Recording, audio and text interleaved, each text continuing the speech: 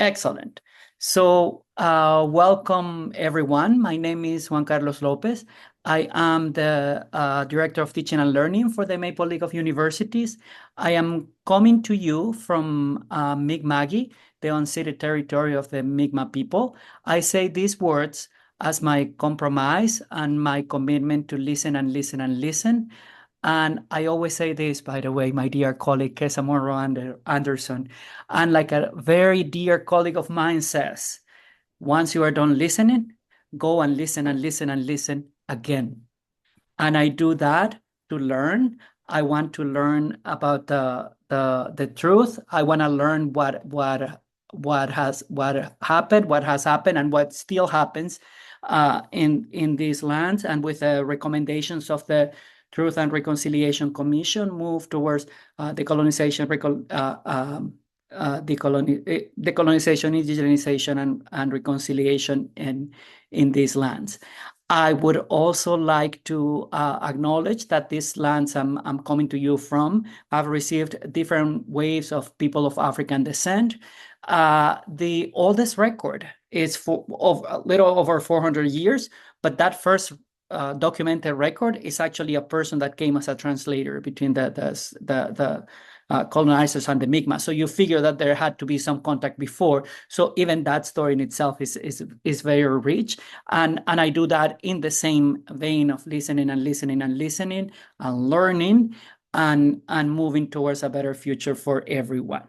So thank you again, everyone, for joining today. Today we have a couple of very dear colleagues of mine, excellent scholars, and I thought that I wanted to do a special introduction. So I have called upon another very dear colleague of mine, Dr. Lynn Aylward from the School of Education at Acadia University. And I'm just gonna hand the mic to Dr. Aylward for her to do the introductions, and then Kees and Ahlam, you can take it away. So thank you everyone for being here. Thank you, Juan Carlos. It gives me great pleasure to introduce two of my co-workers, colleagues, friends, Dr. Casey Monroe Anderson and Dr. Ahlam Rahal. I do have a script that I'll be reading enthusiastically from in the interests of time. If you got me going on talking about these two fiercely wonderful women, it would take all of the time we have. So I will just get right to it. I did this in the form of two headlines. So my first headline is Hamlar Hall leads transformative change through counter storytelling. So Dr. Rahal is an educator and researcher committed to the examination of critical multiculturalism and power dynamics and social justice in mental health and educational settings. Dr. Rahal is a counseling therapist and school counselor. In her professional background, she's worked as a school counselor with minoritized and marginalized groups in educational mental health institutions, along with her work in agency and community centers. Her scholarship can be organized in three main areas of research: critical theory and mental health, health inequities in socio political and economic contexts, as well as diversity and inclusion in counseling and mental health. In particular, Dr. Rahal's interdisciplinary research interests include exploring historical, systemic, cultural, and ecological factors that affect and shape individuals' mental health, identity structure, and mental health services. In terms of her professional and personal journey and relying on her research endeavors, Dr. Rahal believes that mental health professionals and educators are much needed leaders and social justice advocates. Ahlam's methodological expertise is interdisciplinary and mixed methods with a special love for qualitative research and policy analysis. I also want to point out some of her recent published work includes a study of the sociocultural and sociopolitical elements of school counseling and professional identity, a qualitative analysis of Palestinian school counseling, and as well as a chapter in School Counseling in Canada, a comprehensive guide just in 2024 that's titled Culturally Responsive. Let me get this right. Culturally responsive and critically reflective school counseling and professional identity. At Acadia, I want to point out that Dr. Rahal co-leads the employment equity efforts, which are responsible for the preparation, education, implementation, everything to do with the commitments around employment equity policies at Acadia. She's certainly been instrumental in the School of Education and advocating for anti-oppressive, inclusive, and intercultural approaches to counselor education and teacher education, and has contributed significantly to our analysis colonial workspace practices. And that's all within a very short time of arrival. Impact immediately. I am so thankful that Ahlam chose to come to Acadia University as a top scholar from McGill University. She is a determined, insightful, and caring academic and leader, and a joy to be around. I would also like to introduce to you my next headline. Kesa Monroe Anderson leads transformative change with Ubuntu, humanity. Dr. Monroe Anderson practices an Afrocentric, anti-racist, and Black feminist womanist approach to research, teaching, and leadership. She's a professor in the School of Education, working across the BEd, MEd, and inter-university PhD programs. She's the program coordinator for the MEd Inclusive Education, Equity, and Social Justice program that began in 2022, a unique degree focused on systemic leadership and change, in collaboration with the Delmore Buddy Day Learning Institute, her colleague, Dr. Martin Morrison, as well as African Nova Scotia community leaders in the provincial government and beyond. Dr. Monroe Anderson, with the administrative support of Acadia, developed and launched an historic Afrocentric, community-connected, and responsive BEd program in Nova Scotia, along with a preparatory cohort pathway for those seeking prerequisite courses to enter such a program. She brings to Acadia a wealth of leadership and educational experience from the Nova Scotia Human Rights Commission, Nova Scotia Community College, the provincial government, Massachusetts Board of Governors, to name a few. Her research reflects her wealth of experiences engaging African Nova Scotian and other marginalized communities in leading adult education, human rights education, and advocacy, promoting equity, diversity, and inclusion in post-secondary, nonprofit, community-based, and government organizations. Dr. Monroe Anderson's research centers the lived experience of people of African descent in analysis of every aspect of their lives in education and wider society. Her past and current research explores the role of spirituality in the schooling of African Nova Scotia adult and junior high school students. Defining spirituality is central to the cultural identity of African Nova Scotia people as connected to African Nova Scotia student well-being and achievement, and therefore crucial to formal education. Kesa research champions decolonize qualitative methods and methodologies such as storytelling and arts-informed practices, which validate the knowledge production and worldviews of racialized and historically excluded populations. I am so fortunate to work and learn alongside Kesa and get into necessary and good trouble. And I'd like to end by saying that Dr. Ahlam Rahal and Dr. Kesa Monroe Anderson are exemplary, ethical, principled professionals and activists who live life with generosity and heart. Thank you so much, Lynn, for this beautiful introduction. And thank you also, Juan Carlos, for making this possible. It's also my honor to work with both of you, Lynn and Juan Carlos. And I'm also always pleased to work with you, Kesa, in this presentation and in previous presentations where we both participated. Thank you. Thank you very much, Lynn. Thank you, Juan Carlos. And looking forward to today. Thank you very much to all of you who have joined us, and welcome. Looking forward to learning with you today. Okay, so I will start sharing the screen. I will share with you the presentation. I hope that you are seeing the first slide. Just give me, yeah. So thank you for confirming, Kesa and Juan Carlos. I don't see everyone, so I will try to also keep my brain and my mind focused both here on you and on the presentation. So the title of our presentation is Transformative Leadership, the Ethical and Professional Responsibilities of Educators and Mental Health Practitioners at Post-Secondary Institutions to Foster Social Justice and Equity. And I hope that through this interactive presentation, you will have the time as professionals, as counselors in post-secondary institutions, as educators, as staff also, if you are working in post-secondary institutions, to reflect upon your roles and your responsibilities. I will start by sharing with you our agenda. We will start with our goals. What are the goals of our interactive presentation? Then the positionality, who we are, Kesa and I. Then we will share with you the conceptual background and theoretical framework on which our presentation is grounded. Then we will invite you to our reflective exercise. We will go to breakout rooms where you will reflect upon your responsibilities and roles as educators, as professionals, as mental health professionals in post-secondary institutions. And hopefully we will have enough time for closure. Kesa, do you want to share the goals?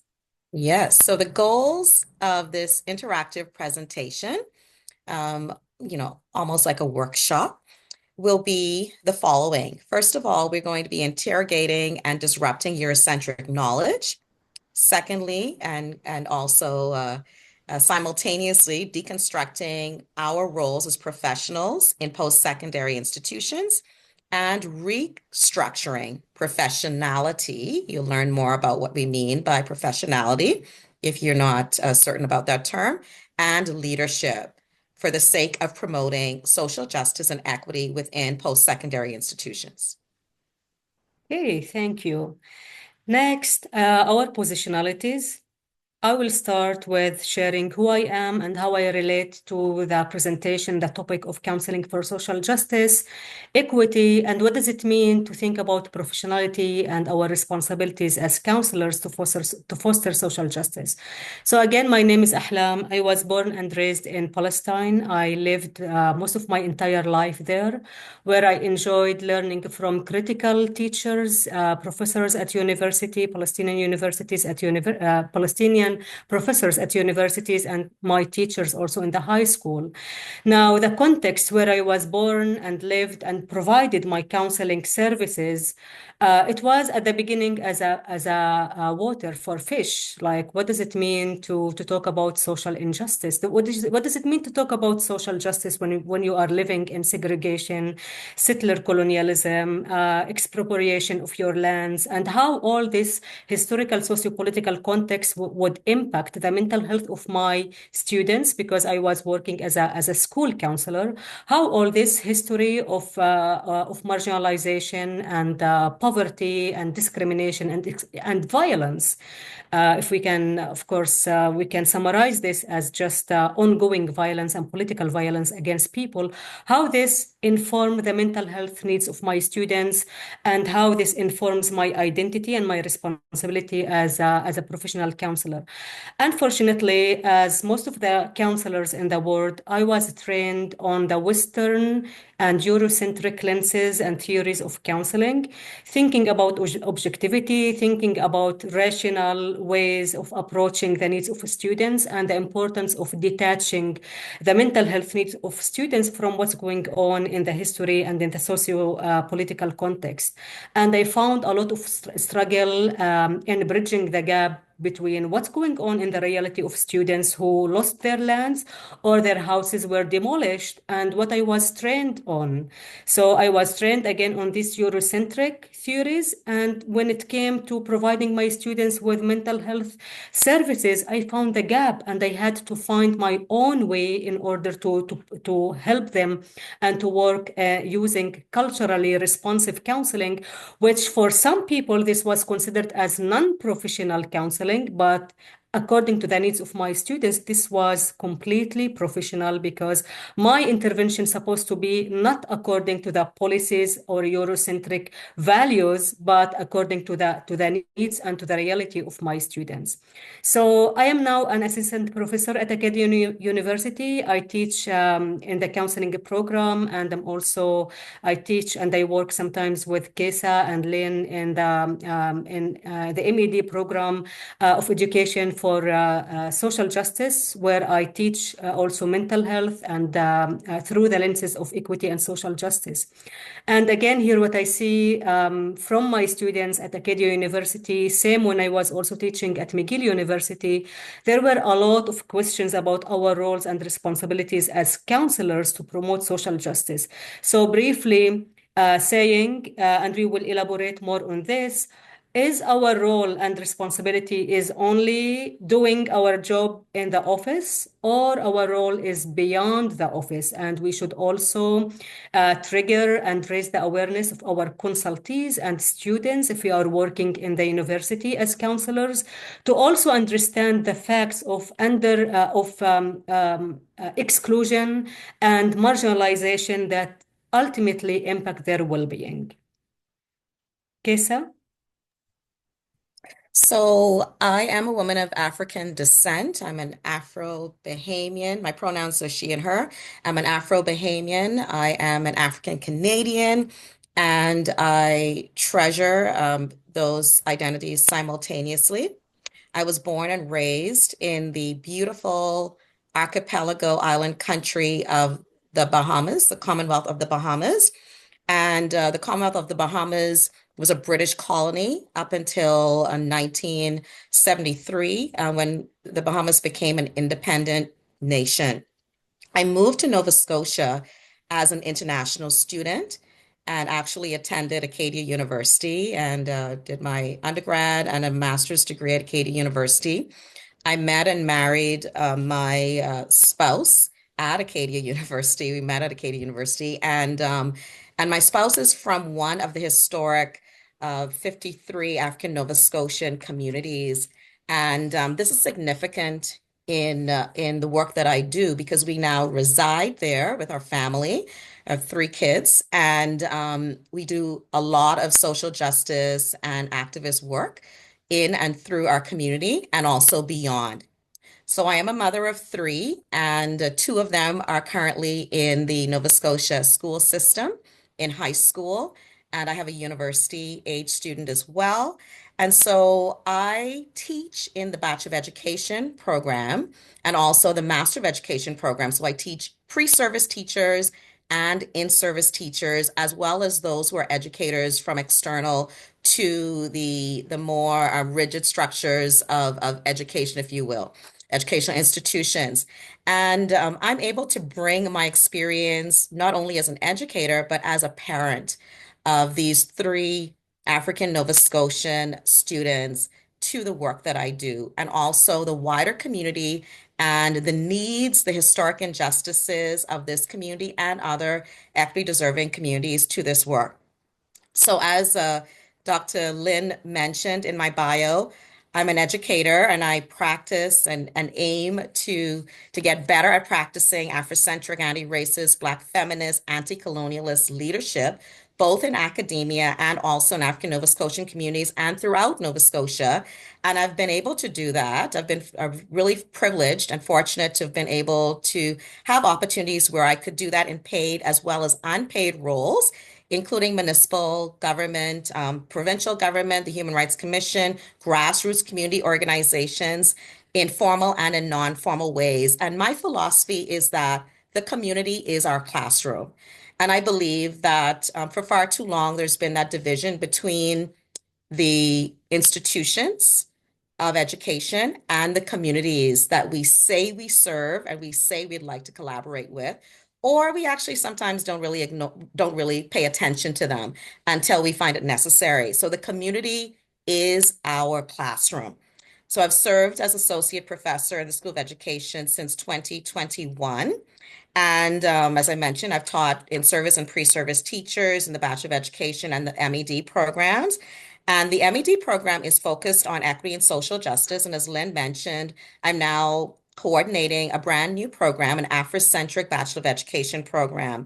And these opportunities have been really transformative to me as an educator, as well as a blessing for me to see and watch transformation in the students that we teach by providing an opportunity, providing the environment in which they can develop and in which the opportunities for counter-storying through what they read, what we learn, how we learn it, and with whom we learn it are critical to that transformative experience.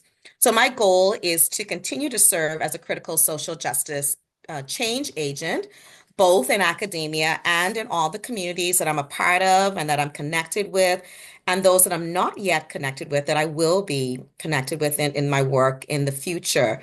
And I'm inspired, particularly, you see my picture, but you also see maybe a familiar picture to some, maybe new for others. I'm inspired by this abolitionist and women's right activist, Harriet Tubman, who was born into slavery as Araminta Ross in Maryland, United States, in 1822. But she escaped enslavement. She fled north to Canada to freedom.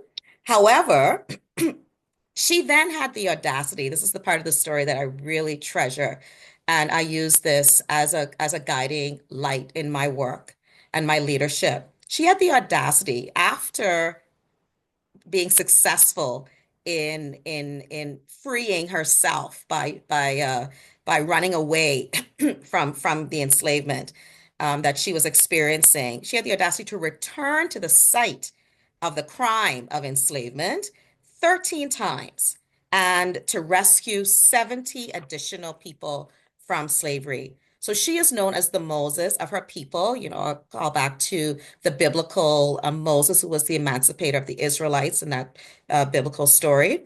And she's known as the conductor of the Underground Railroad. And her activism truly reminds me that gaining freedom for myself is not good enough. Like Lynn said, I must be engaged always in getting in good trouble, necessary trouble, as Harriet Tubman did.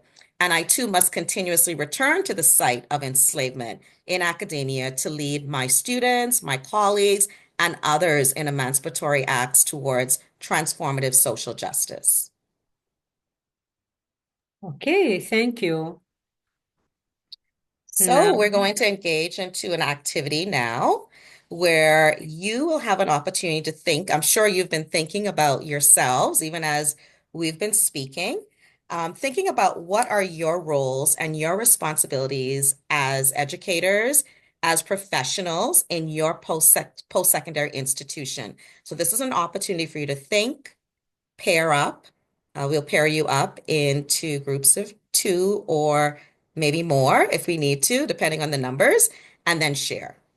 okay, so welcome back, everyone. Thank you for sharing and listening to each other's thoughts. And you are invited to continue discussing and examining, checking your roles and responsibilities to foster social justice. So we will continue now with our slides about the conceptual background and theoretical frameworks that shape our interactive presentation. We will start with power knowledge and how power knowledge also forms knowledge about in the educational system and the knowledge of the person about themselves. And we are inspired particularly from post-colonial theorists and scholars such as Edward Said to the left and Franz Fanon to the right. They both they speak about the impacts of historical power dynamics, power gaps, exploitation, marginalization, exclusion that shape the fields of knowledge in the educational systems. And particularly, sorry, Fanon speaks about how these forms of knowledge, they don't only shape the ways we understand the world. They do not, or we can say epistemology. It's not only shaping epistemology, but it also impacts the way the person looks at themselves. And I connect this idea to counseling because this is also my field when we work with people on their identities, on the way they perceive themselves. We should also understand how power pervades their identities and impact the way they understand themselves. So again, power dynamics or power knowledge, it's the idea here is that power produces certain fields of knowledge. And what we mean by power is not only Eurocentric knowledge, but power could be also colonizing other countries, and could be the post-colonial perspective of colonization is that it doesn't mean that we are exploiting the material resources of other people, but we are also pervading the consciousness and awareness of people. And here's the problem when we look at this through educational lenses and mental health lenses, is that when we are working with our students, the educational content, the materials that they are learning, it's not something that is detached from their subjective experiences, but it's something that also forms their understanding of the world.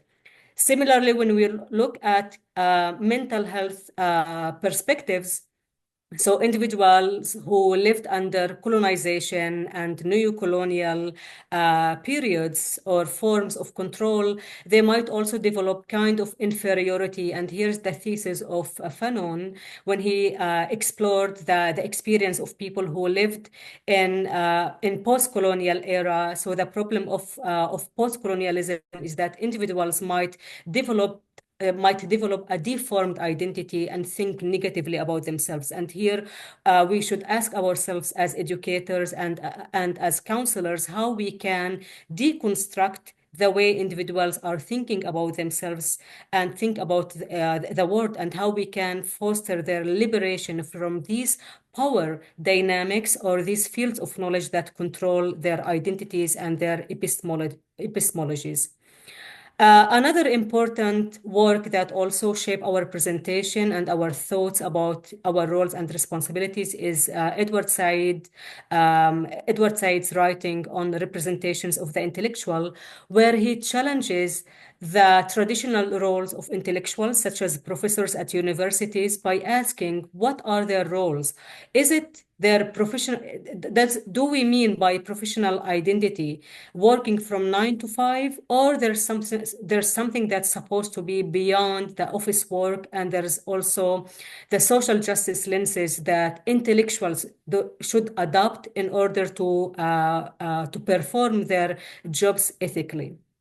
So, as example for this, Said speaks about people, about intellectuals and professors who abuse their knowledge to support those in power, such as Oppenheimer, who developed the nuclear bomb. So instead of using this knowledge to support social justice, he aligned with people in power to destroy other nations and to support power gaps. Whereas other intellectuals, such as you can see here, Noam Chomsky, Malcolm X, and others, they sacrifice sometimes their benefits and any incentives that they could take in order to support in order to support people who are marginalized. And as a matter of fact, we all know that Malcolm X was at the end, he was assassinated, and his work wasn't only in the office working from 9 to 5, but it was supporting those who are marginalized. Now, taking this to our roles and to our work as counselors, as educators in post-secondary institutions, we should think critically about the concept of intellectual. What do we mean by intellectuals? Now, here also, according to Said, who's considered to be an intellectual? Anyone who holds an academic degree. So if you have a master's degree, if you have a doctorate degree, does it mean that you are an intellectual? Anyone who possesses knowledge, if you are an expert, if you are a full professor in a field, does this knowledge makes you an intellectual? Or there is a specific standard, or there are some specific criteria that make you intellectuals. So according to Said, an intellectual is not necessarily holding an academic degree. You could have an academic degree, but you are abusing your knowledge for your own benefits, for your promotion, for, I don't know, for maybe publications and to get known to the audience, but you are not fostering any social justice or equity in society. In order for you to become an intellectual, it's not necessarily to have an academic degree. You could be someone who's involved in social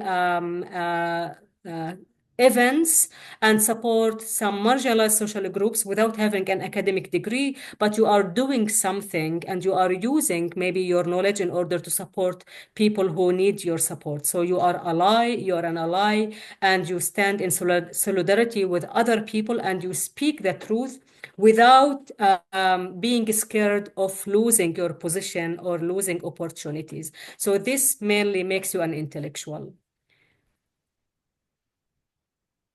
According to the philosophies of ancient Africa, particularly Kemet, known now as Egypt, so these are some of the earliest documented systems of education were located in Kemet in Egypt. The purpose of education is for transformation and not only for information attainment or acquisition, and therefore the role of the teacher or the seba, the master teacher, is to open the door to the universe so that the student may shine like a star.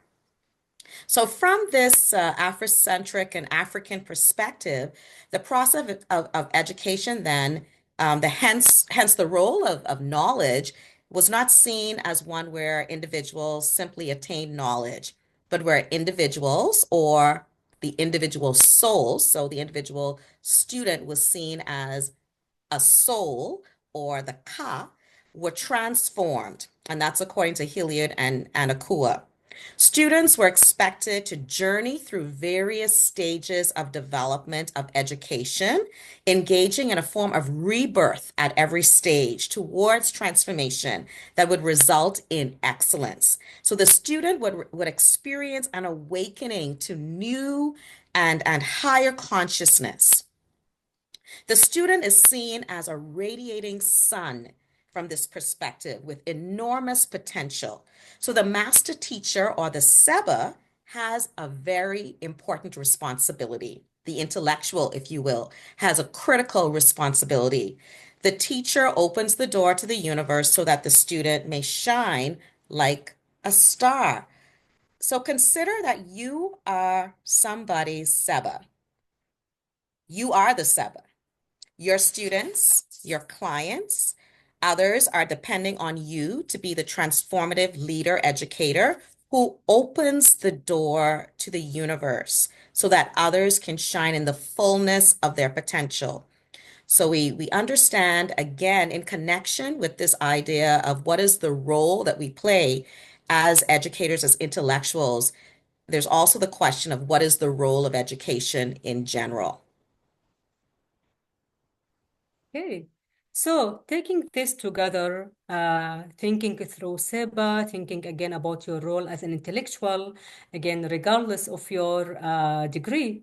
So the definition, what makes you an intellectual? The intellectual, as you can see here, is an individual with a specific public role. This means that you are not working only at the university. You are not doing community service because you have to do community service. We know here as professors that part of our the expectations of us is to do community service, but you should do the public service in the lens of supporting others. So you should have a public role in society that cannot be reduced to simply being a faceless profession. It's not that you are just doing checking the box, but you are there, you are involved in society for the sake of society growth.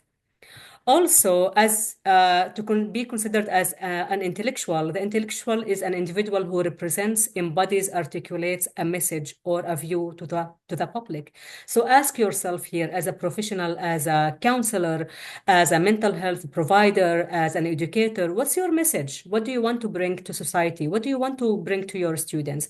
Is it only teaching and doing research, or there's a message to society beyond this research, teaching, or services that you are providing in counseling? Also important, you should also put yourself at risk of asking embarrassing questions in the meetings with the department, in the meetings with the counseling center, for example.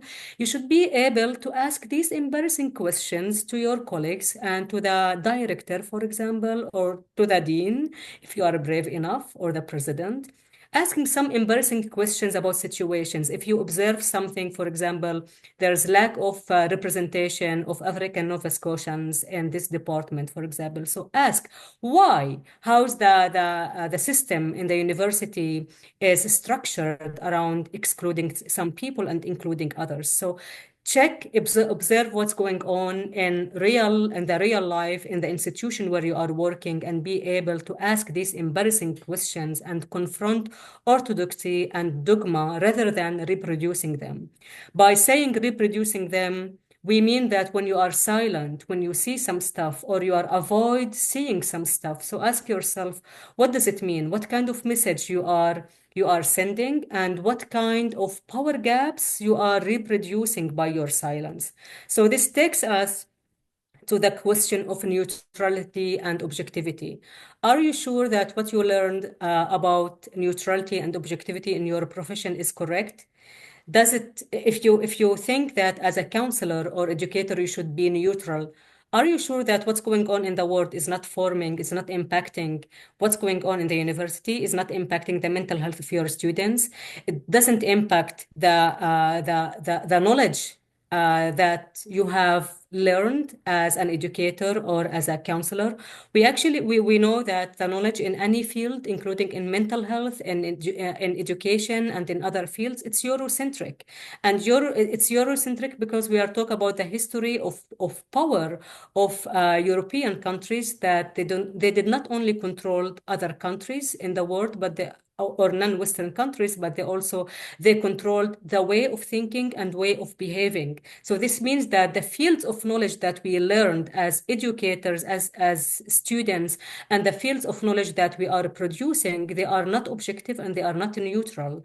And then our roles as professionals and our roles as intellectuals, if we want to be called as intellectuals, we should think critically whether we should be neutral or objective, and what does it mean to really be neutral and objective. Because again, in reality, these fields and these services, they are not neutral and they are not objective. And lastly, the intellectual is committed to their values. If you have values of social justice, if you have values of transforming realities, you should be committed to these values. And this commitment may involve risks taking, and it needs boldness and vulnerability. So I'm not saying that you should, from the beginning now, sacrifice your job and say whatever you want, but also bear in mind that in order for you to be considered as intellectual, you should have boldness to critique the system, to say your opinion, to stand up for marginalized people, and try to make changes in realities. So, as intellectuals, we should all also be questioning and critically analyzing what counts as knowledge. What is knowledge? And who has the right to name knowledge and define knowledge?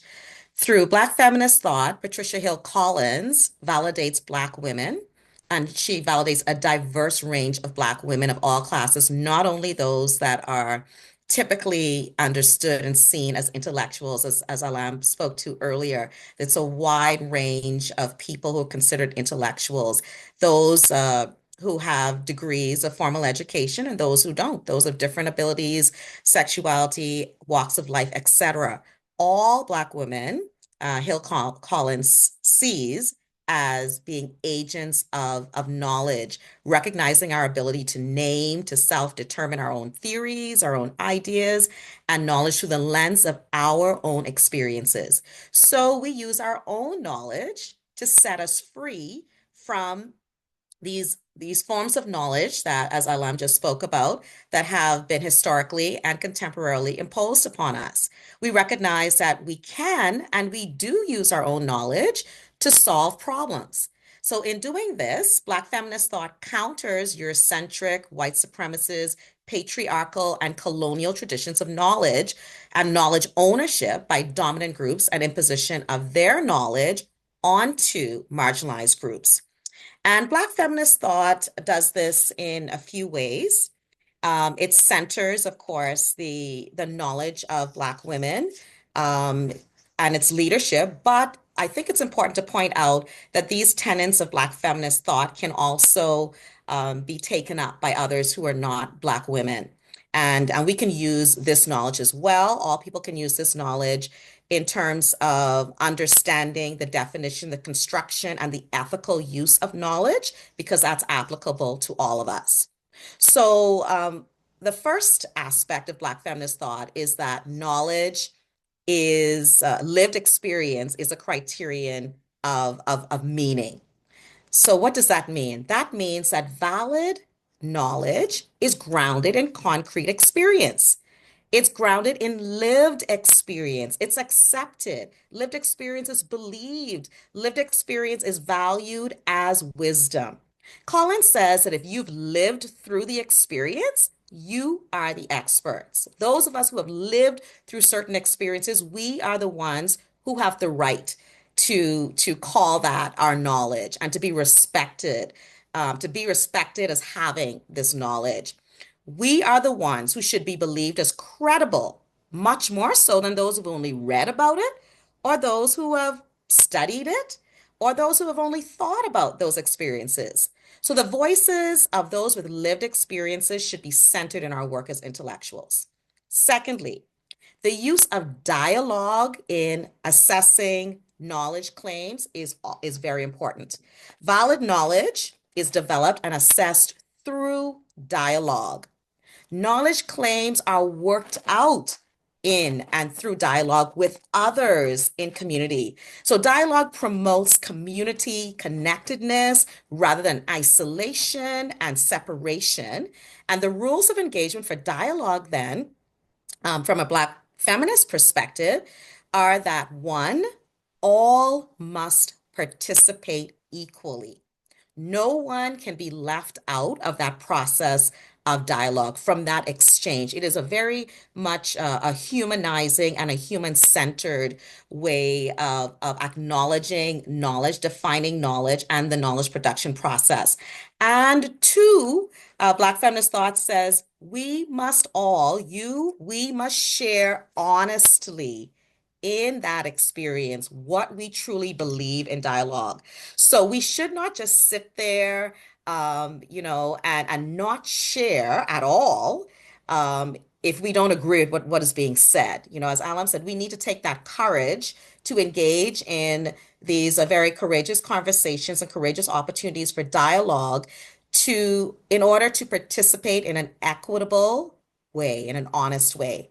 Then comes the ethics of personal accountability. According to Black feminism, there is an intimate relationship between knowledge and those who produce knowledge. So there is no separation between the knowledge and the knowledge producers. Therefore, knowledge cannot be neutral, as Alam already pointed out. It cannot be value-free. Individuals' values, character, ethics are all connected to our knowledge. Knowers have a distinct responsibility then, called the ethics of personal accountability, which insists that we make visible the relationship, the personal identity of the knower and the knowledge. According to Hill Collins, every idea has an owner, and the owner's identity matters. The owner's identity is not irrelevant.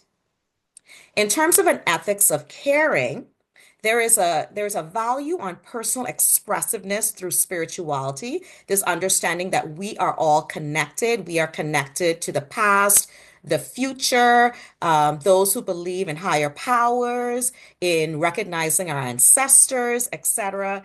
So there is value that's been placed, according to Black feminist tradition, on the oral tradition of Black women to express ourselves, our spirituality through life notes, through spoken word, through stories and song, various forms of orality, through spiritual perceptions, drumming, dance, and calling on our ancestors for help in solving problems.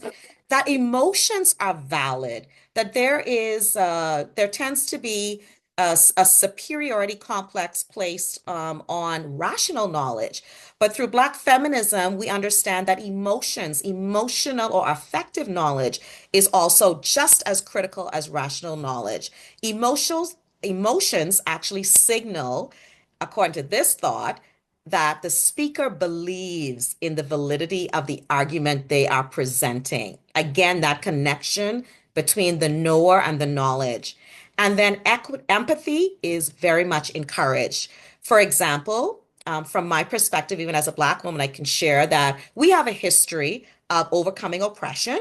And so we have that ability to empathize with others who've also struggled because of injustices in their own experiences.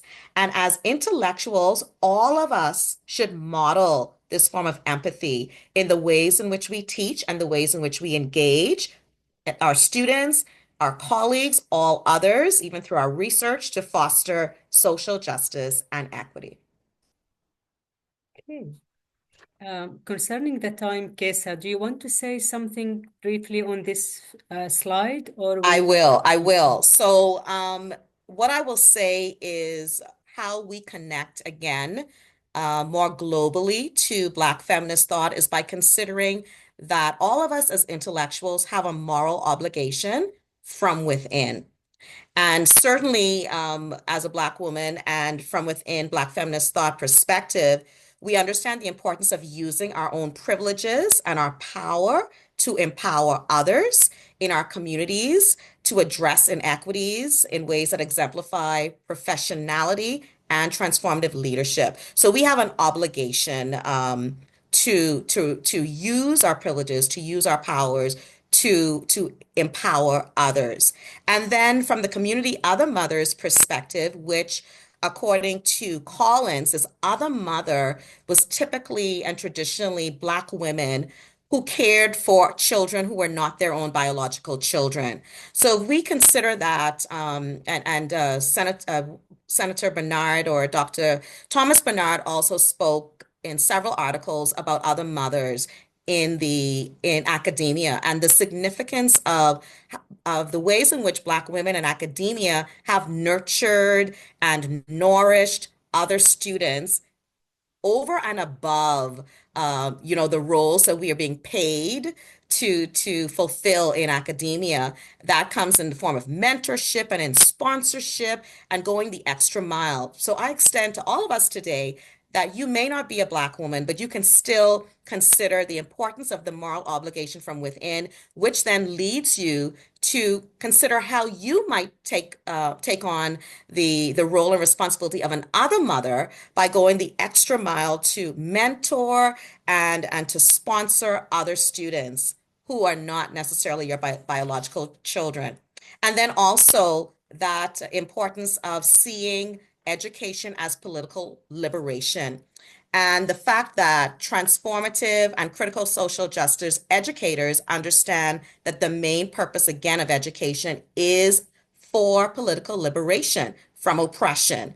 And so we find ways, and we should focus on ways to support the academic success of our students, particularly equity deserving students, students of color, and all students from equity deserving communities at all costs. So what does that mean? How do we live and work in ways that considers that the work that we do in education should be first and foremost as political liberation?